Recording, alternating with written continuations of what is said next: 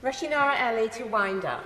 Madam Deputy Speaker, I'm grateful to my honourable friends and honourable members across the House for their powerful speeches, and of course to the Shadow Secretary of State, my honourable friend, and the Minister for their responses. While we have, as this debate has exposed, much in common, we also have differences of emphasis as well. And so I hope that if there's one thing we can focus on, is to build common cause around forging a narrative that is a much more positive one about how we speak of refugees and asylum seekers, both in our own country and elsewhere. Because, Madam Deputy Speaker, in recent years, we have seen too often the rhetoric being so cruel, so intolerant, particularly in our political narrative, that it has been deeply painful to observe. And that vicious rhetoric, which sometimes, sadly, has been encouraged by certain political figures, has dehumanised refugees and asylum seekers. The othering of refugees and asylum seekers has got to stop, whether it's in sections of the media or in our political discourse, wherever it comes from. And so I hope that's something we can all work on together to try and build a more positive image and narrative of the contributions of refugees in our country and elsewhere.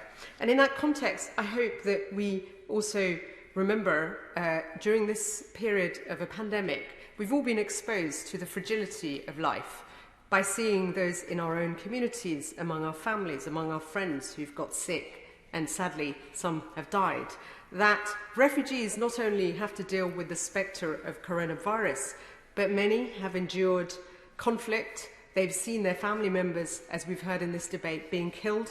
They've experienced rape in many conflicts. Rape has been used as a weapon of war against women.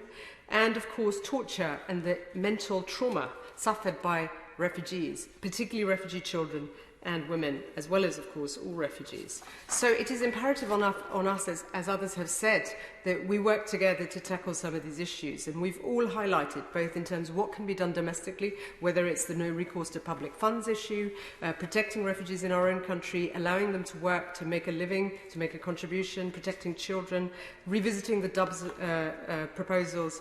And also, we need greater ambition among our government, of looking at the global challenge, looking at leadership together to invest what is going to be in the trillions to get recovery in those economies and protect the millions of refugees around the world.